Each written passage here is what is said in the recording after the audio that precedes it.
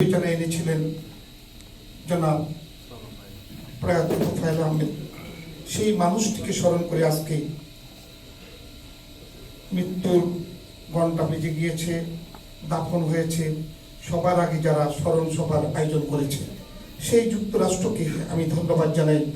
আওয়ামী লীগকে নিয়ে আপনাদেরকে আসলে গর্ব করার মতো কর্মকাণ্ড আপনারাই চালিয়ে যাচ্ছেন। আমি কৃতজ্ঞতা জানাই বঙ্গবন্ধুর কন্যা জননেত্রী শেখ হাসিনা। বাংলাদেশের রাজনীতিতে ঘটে যাওয়া আপনাদের সকলেরই জানা পরিকল্পিত হত্যাযোগ্য করার যে ষড়যন্ত্র, তাকে মোকাবেলা করে মহান রাব্বুল আলামিনের দয়ায় রহমতের চাদরে যিনি বেঁচে গিয়েছেন জননেত্রী শেখ হাসিনা, তিনি বাংলাদেশ ত্যাগ করার পর থেকেই বাংলাদেশ রাজাকার, হাইজাকার, ছিনতাইকারী এবং ল্যাঙ্গুয়েজ যারা জানেন না তাদের কবলে চলে গিয়েছে। সেই দিন আমরা জিম্মি অবস্থায় ছিলাম, আজও বাংলাদেশের মানুষ জিম্মি। সেই অবস্থায় সবার আগে যারা নাড়া দিয়েছেন এই যুক্তরাষ্ট্র আওয়ামী লীগ, যুবলীগ, ছাত্রলীগ, স্বেচ্ছাসেবক লীগ, মহিলা আওয়ামী লীগ, আমি শ্রদ্ধা করে আপনাদেরকে কৃতজ্ঞতা জানাই। আপনাদের ঋণ বাংলাদেশ আওয়ামী লীগ দ্বিতীয়, তৃতীয়, চতুর্থবারের মতো শোধ করার কোনো সুযোগ নেই। আপনারা এই প্রথম জাতির পিতার কন্যা জননেত্রী শেখ হাসিনাকে ভয়েস, মেসেজ এবং জাতির উদ্দেশ্যে কথা বলার সুযোগ করে দিয়েছেন। আমি মাথা নত করে আপনাদেরকে শ্রদ্ধা জানাই। যে কাজটি বাংলাদেশের 7 কোটি মানুষ বঙ্গবন্ধুর পক্ষে থেকেও আমরা স্লোগান দিয়ে জাগ্রত করতে পারি নাই, সেটা করেছেন এই যুক্তরাষ্ট্র আওয়ামী লীগ, যুবলীগ, ছাত্রলীগ, স্বেচ্ছাসেবক লীগ, মহিলা আওয়ামী লীগ। সাবাস যুক্তরাষ্ট্র আওয়ামী লীগ। আর তারই সাধারণ সম্পাদক আজকে আমাদের শ্রদ্ধেয় জনাব আব্দুল সামাদ আজাদ সাহেব সভা পরিচালনা করছেন, আমি কৃতজ্ঞতা জানাই। আমাদের সভাপতি মহোদয় ইতিমধ্যেই ঘোষিত হয়েছে, তিনি ফ্লোরিডায় ছিলেন, আছেন, সেই কারণে আজকে উপস্থিত হতে পারেননি। আমাদের শ্রদ্ধেয় সভাপতিত্ব করছেন সহসভাপতি, আমাদের সকলের শ্রদ্ধেয়। এছাড়াও আমাদের এই নিউ ইয়র্কের আওয়ামী লীগের সভাপতি, সাধারণ সম্পাদক, রাজপথের লড়াকু যোদ্ধা, ছাত্র সমাজের ইতিহাস সৃষ্টি করে যারা আজকে আওয়ামী লীগের নেতৃত্ব দিচ্ছেন, রফিক ভাই এবং ইমদাদ ভাই সহ, এখানে আমার বীর মুক্তিযোদ্ধা সমতুল্য আমার নেতারা বসে আছেন, আমার বোনেরা বসে আছেন, আমার ছাত্রলীগের সাবেক নেতৃবৃন্দ এবং বর্তমান নেতৃবৃন্দ এখানে বসে আছেন, যুবলীগের সভাপতি, সাধারণ সম্পাদক, নবনির্বাচিত, যাদের গায়ে ছাত্রলীগের ইতিহাস, যাদের যেই সভাপতি এবং সাধারণ সম্পাদক নির্বাচিত হয়েছে আপনারা আমার কাছ থেকে অনেক ভালোভাবে ছিলেন, কিন্তু ব্যক্তিগতভাবে সভাপতি ছাত্রলীগ করেছিল আমি যখন ছাত্রলীগের সাধারণ সম্পাদক। আজকে যুবলীগের সভাপতি, ছাত্র রাজনীতি, ছাত্রলীগের ইতিহাস থেকে সৃষ্টি হওয়া এবং সাহসী নেতৃত্ব, যুবলীগের সাধারণ সম্পাদক, আমি তাদেরকে নতুন নেতৃত্বকে অভিবাদন জানাই, কৃতজ্ঞতা জানাই। শুরুতেই তারা ভালো কাজ করে শুরু করেছেন। আমি আজ ভিন্ন কথা বলতে চাই। আমার জাতির পিতা বঙ্গবন্ধু শেখ মুজিব যার মাথায় হাত দিয়ে গিয়েছেন তিনি হয়েছেন তোফায়েল আহমেদ। আর সেই তোফায়েল আহমেদ একদিন ছাত্রলীগের স্লোগান দিয়ে শুরু করেছিলেন রাজনৈতিক জীবন। আপনারা জানেন এই করোনায় ভোলার একটি অজপাড়াগাঁয়ে তার জন্ম, সেখান থেকে উঠে এসেছে তার নেতৃত্ব, বাছাই করেছেন, চোখ ফাঁকি দিতে পারেনি আমার জাতির পিতা বঙ্গবন্ধু শেখ মুজিবের। জাতির পিতা বঙ্গবন্ধু শেখ মুজিব যখন যেদিকে তাকিয়েছেন সেদিকেই নেতৃত্ব তৈরি হয়েছে। সেই অমর নেতৃত্ব হলো আজকের প্রয়াত তোফায়েল আহমেদ, যাকে নিয়ে আজ কথা বলার সুযোগ হয়েছে। জনাব তোফায়েল আহমেদ করেননি কি? বাংলার মানুষের জন্য পাশে দাঁড়ান নাই এমন কি ঘটনা? এমন কোনো ঘটনা আপনারা খুঁজে পাবেন না। শুধু পাবেন জনাব তোফায়েল আহমেদ ওই গ্রাম থেকে উঠে আসা ওই গণমানুষের নেতা হিসাবে কিভাবে মানুষের কাছে সমাদৃত হয়েছে।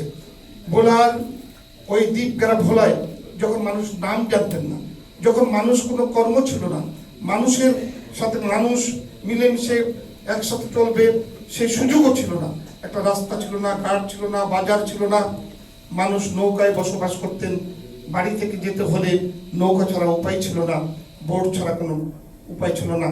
এই ঢাকার মানুষ কখনো বলার নাম এবং বলার মানুষ ঢাকায় আসবে স্বপ্ন ছিল না। এক তোফায়েল আহমেদ ভোলাকে চিনিয়েছেন বিশ্বজুড়ে। সেই ভোলার মানুষ যখন আমার জাতির পিতা বঙ্গবন্ধু শেখ মুজিবের ভালোবাসার ধন, বঙ্গবন্ধুর কন্যার পাশে থাকা নেতৃত্ব, তোফায়েল আহমেদ প্রয়াত হন, সবাই অপেক্ষায় ছিলেন চোখের জল দিয়ে তাকে বরণ করবেন। সেই সময় আজকের এই লন্ডভন্ড বাংলাদেশ, আজকে ছিনতাইকারীদের হাতে বাংলাদেশ জিম্মি রেখে ওই জিয়াউর রহমানের প্রেতাত্মা রক্তের উত্তরাধিকার তারেক রহমানরা সুকৌশলে ঘোষণা করে দিলেন তোফায়েল আহমেদ সাহেবের জানাজা পর্যন্ত পড়তে দেওয়া হবে না। যেই তোফায়েল আহমেদ 69-এর গণঅভ্যুত্থানের সৃষ্টি করেছে, যেই তোফায়েল আহমেদের মধ্য দিয়ে বঙ্গবন্ধু অবসরণীয় এই দৃষ্টান্ত স্থাপন করেছিলেন, তোফায়েল আহমেদের মুখ থেকে এই পরিচয় দিয়েছিলেন বঙ্গবন্ধুকে, বঙ্গবন্ধুর উপাধি দিয়ে যিনি আমাদের কাছে হৃদয়ের মানুষ হয়েছেন, সেই তোফায়েল আহমেদ শুধু সেখানেই শেষ নন, তিনি মুক্তিযোদ্ধা ছিলেন। এমনকি বঙ্গবন্ধুর কন্যা জননেত্রী শেখ হাসিনার একটি সাক্ষাৎকার আপনারা দেখেছেন। এই তোফায়েল আহমেদই খালেদা জিয়াকে বঙ্গবন্ধুর কাছে নিয়ে গিয়েছিলেন যখন জিয়াউর রহমানের সাথে তার সংসার ভাঙতে শুরু হয়েছিল, তখন এই মিলনটাও তিনিই করে দিয়েছিলেন বঙ্গবন্ধুর কাছে নিয়ে। সেই বেঈমান মুনাফিকরা আজকে বাংলাদেশের মাটিতে তোফায়েল আহমেদের জানাজা পড়তে দেবেন না বলে ঘোষণা করেছেন। ঘোষণা করে কোনো লাভ নেই বন্ধুরা আমার, সাথীরা আমার। দেখেছেন বাংলার মানুষ দুর্বার গতিতে সকল বাধা ভেঙে চুরমার করে দিয়ে কিভাবে তোফায়েল আহমেদের জানাজা বাংলাদেশের ঢাকার রাজধানীতে করেছেন। একইভাবে ভোলার মানুষ ঐক্যবদ্ধ হয়ে লক্ষ লক্ষ মানুষ আমাদের প্রয়াত নেতা তোফায়েল আহমেদ সাহেবকে সমাদৃত করেছেন। আপনারা দেখেছেন আমাদের মনের সকল দুঃখ কষ্ট বেদনা আজকে যেভাবে জমাট বেঁধে আছে, সেই জায়গা থেকে কিছুটা হলেও ভোলাবাসী আমাদেরকে রক্ষা করেছেন, আমাদের সম্মান ধরে রাখতে সক্ষম হয়েছেন, যার ধারাবাহিকতা আজকে যুক্তরাষ্ট্র আওয়ামী লীগকেও আমি বলি, আপনারা যখন আমার জাতির পিতার রেখে যাওয়া তোফায়েলকে নিয়ে আজকে এখানে আলোচনা করছেন, স্মরণ করছেন, তখন আমার মনে হয় তোফায়েল আহমেদকে জানাজা পড়তে দেওয়া হবে না, তোফায়েল আহমেদের লাশ নিতে দেওয়া হবে না, এগুলি সব মিথ্যা হিসাবে প্রমাণিত হয়েছে। বঙ্গবন্ধুর কন্যা বাংলাদেশে ফিরে যাবেন, তোফায়েলরা যুগে যুগে পৃথিবীর মানচিত্রে আমাদের চোখের সামনে বেশি আসবেন। তোফায়েল আহমেদরাই বঙ্গবন্ধু শেখ মুজিবের রেখে যাওয়া বাংলাদেশকে যেভাবে সামনের দিকে এগিয়ে নিয়েছেন, তার উত্তরসূরি হিসাবে আমরা জাতির পিতা বঙ্গবন্ধু শেখ মুজিবের কন্যা জননেত্রী শেখ হাসিনার নেতৃত্বে আবার সোনার বাংলা গড়ার যে প্রত্যয়, সেটা বাস্তবায়ন করব। সেই দিন বেশি দূরে নয়। শুরু হয়েছে যুক্তরাষ্ট্র থেকে। ঢাকার মানুষ ঘর থেকে বের হতে পারেনি। আপনি জানেন, আপনারা অনেকেই হয়তো অবগত আছেন, আমি কিন্তু 23 তারিখ আমি ইউরোপ থেকে একটা প্রোগ্রাম থেকেই ফোন পে ঢাকায় গিয়েছিলাম। যেহেতু আমি জাতীয় সংসদের হুইপ হিসাবে ছিলাম, মাননীয় প্রধানমন্ত্রীর কাছ থেকে ছুটি নিয়ে আমি এসেছিলাম। আমি আমেরিকাতে আসার কথা ছিল। আমি এয়ারপোর্টে থাকা অবস্থায় ফোন পে আমি ব্যাক করে চলে যাই। যাওয়ার পর 5 তারিখ পর্যন্ত আমরা কেউ আসলে বুঝতেই পারিনি, কিন্তু 5 তারিখ যখন আটক হয়ে যাই আমি গুলশানে একটি বাসায়, সেখান থেকে বনানীতে 18 মাস একটি রুমে একটি বাসায় আমি বন্দী ছিলাম। এমন একটি অবস্থা থেকে আমাদের মাননীয় প্রধানমন্ত্রী জননেত্রী শেখ হাসিনা আমাকে গত 16 ডিসেম্বর আমাকে যে কোনোভাবেই হোক আমাকে এখানে আসার ব্যবস্থা করে দিয়েছেন ইন্ডিয়ার মাধ্যমে। সেই জন্য আমি বলি, বঙ্গবন্ধুর কন্যার ছায়া, চোখ এবং ভালোবাসা যেখানে আছে, সেখানে কোনো পদের দরকার হয় না, সেখানে কোনো ভালোবাসার অভাব থাকে না। সুতরাং আপনাদের কাছে আমার একটা অনুরোধ থাকবে, আজকের এই বাস্তবতায় এক তোফায়েল আহমেদ সাহেব শুধুমাত্র নয়, আপনারা দেখুন আমাদের নুরুল মজিদ হুমায়ুন, আমাদের মতিয়া চৌধুরী, আজকে রহমত আলী চাচা, যারা বিদায় নিচ্ছেন, প্রত্যেকেই কিন্তু আজকে কত করুণভাবে বিদায় নিচ্ছেন, কিন্তু বাংলার মানুষের চোখের পানি কিন্তু ঝরছে, বাংলার মানুষের ভালোবাসা কিন্তু তারা পাচ্ছেন। আওয়ামী লীগ ব্যতীত বাংলাদেশকে কেউ ভালো কিছু দিতে পারে নাই, ভবিষ্যতেও দিতে পারবে না। আওয়ামী লীগ, যুবলীগ, ছাত্রলীগ এবং বঙ্গবন্ধুর আদর্শ যদি মৃত্যু ঘটে, বাংলাদেশ নামক কোন ভূখণ্ড থাকবে না, থাকবে না, থাকবে না। সুতরাং যদি বাংলার মানচিত্রে লাল সবুজের পতাকা উত্তোলন করতে হয়, আমাদের উত্তরসূরিরা যদি জাতির পিতা বঙ্গবন্ধু শেখ মুজিবের বাংলাদেশের পরিচয় দিতে হয়, লাল সবুজের এই পতাকার সাথে সাথে এই পাসপোর্ট যদি বহন করতে চান, তাহলে বাংলাদেশ আওয়ামী লীগের একজন মানুষ হিসাবে, আদর্শিক কর্মী হিসাবে আসুন আমরা পদ পদবি হিংসা বিদ্বেষ সবকিছু ভুলে গিয়ে বঙ্গবন্ধুর কন্যা জননেত্রী শেখ হাসিনার প্রতি শ্রদ্ধা জানিয়ে আমরা সবাই ঐক্যবদ্ধভাবে ঐক্যবদ্ধ আওয়ামী লীগ হিসাবে এই যুক্তরাষ্ট্র থেকে আরেকটি উদাহরণ সৃষ্টি করি। আমরা কোনো পদ নয়, মত নয়, একই আদর্শ, একই নেতার সতীর্থ জননেত্রী শেখ হাসিনার নেতৃত্বে আমরা কাজ করে যাই। আমি একটা কথা একটু আগে বলেছিলাম, এখানে একজন আমাকে বলেছিলেন, আমাদের ছাত্র নেতা দুঃখ করেই বলেছেন যে যারা কাজ করতেছি, কাজ করে কিছু পাই না। আমি জাহিদের কথাই বলছি, কিন্তু বাস্তবতা হলো যারা কাজ করে তারা আসলে কিছু পাইতে হয় না, তাদেরকে তোফায়েল আহমেদের মতো মানুষই স্মরণ রাখে, মানুষের হৃদয়ই তারা থেকে যায়।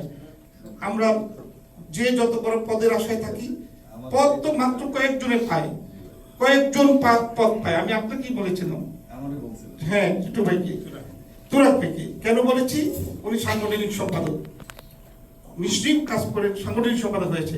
প্রেসিডেন্ট সেক্রেটারি তো অনেক বয়স হয়েছে, আপনি যদি আজকেই যদি প্রেসিডেন্ট সেক্রেটারি হতে চান, এরপরে তো প্রেসিডেন্ট সেক্রেটারি হওয়া, তাহলে বাকি জীবন কেমনি চলবে? আমি যদি বড় পদ পেয়ে যাই, তাহলে বাংলাদেশ আওয়ামী লীগে ওনারা কি কোন পদে থাকবে, তাই না? আমরা ছোট পদে থাকতে থাকতে থাকতে থাকতে আমার বড়রা নেতৃত্ব দিবে, তাদের কাছে শিখবো, দেন আমরা একটা সময় যাব। Wait and C.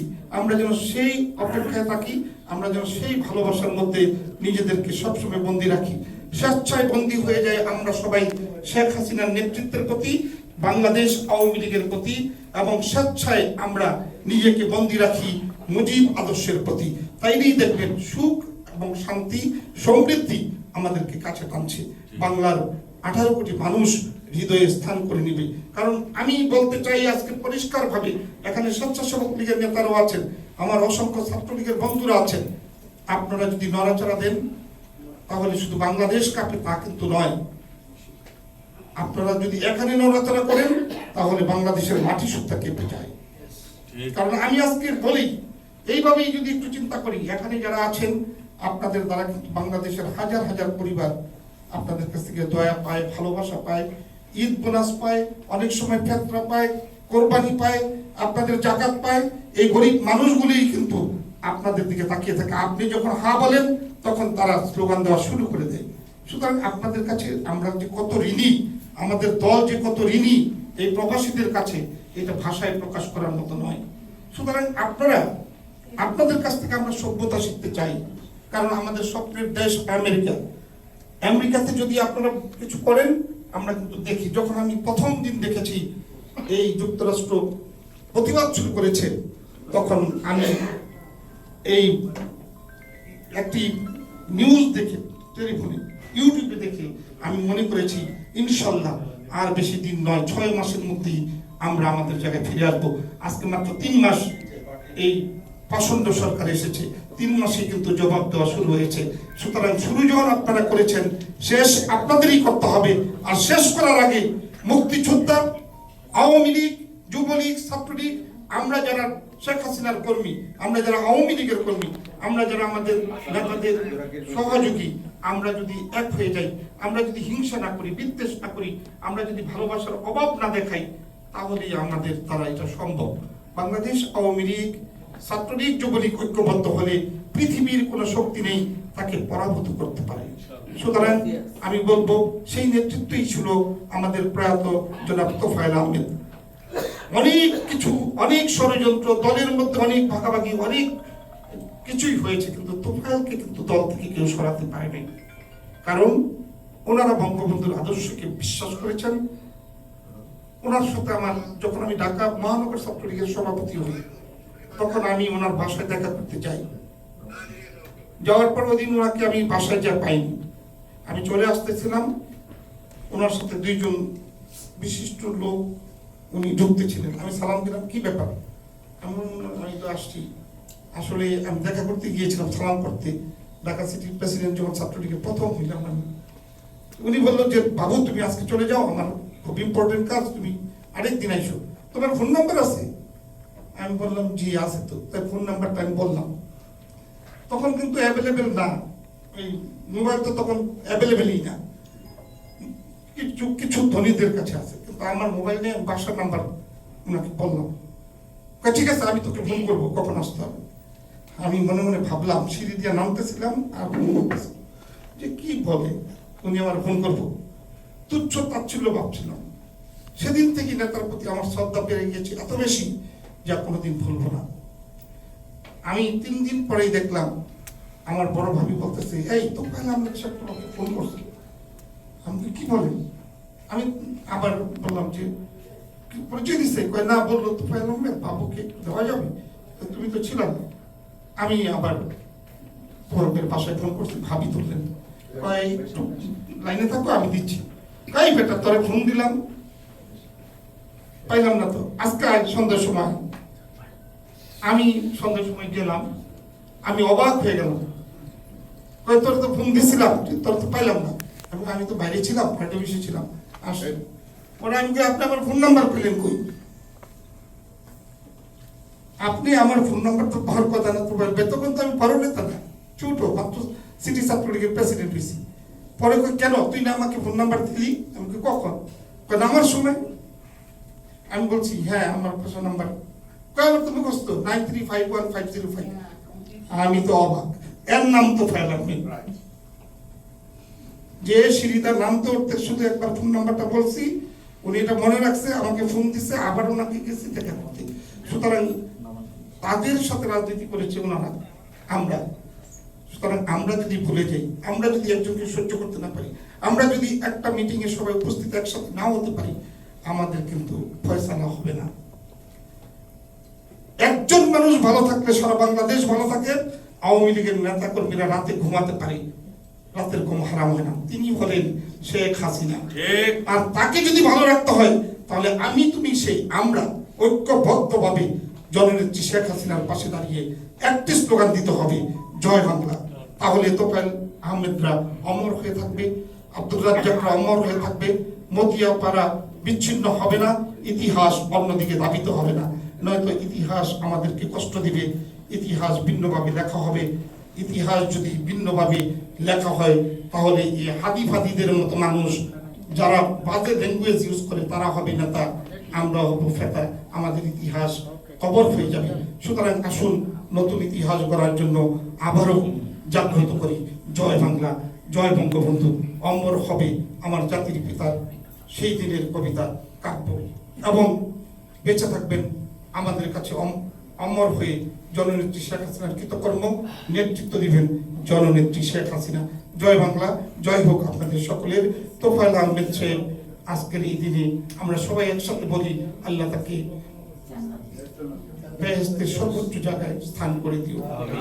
তিনি আমাদের মহান নেতা, বাঙালি জাতিকে বঙ্গবন্ধুর নির্দেশনা নিয়ে তিনি কাজ করেছেন। জননেত্রী শেখ হাসিনার নেতৃত্বের প্রতি আস্থা রেখে তিনি মন্ত্রী পরিষদের সদস্য হয়ে দেশ, জাতি, গ্রাম, লোকজন এবং খেটে খাওয়া মানুষের আশা পূরণ করেছিলেন। তিনি আমাদের একজন ভালো মানুষ, আল্লাহ তাকে তুমি বেহেশত নসিব করো। জয় হোক আমাদের, জয় হোক আপনাদের, জয় বাংলা, জয় বঙ্গবন্ধু।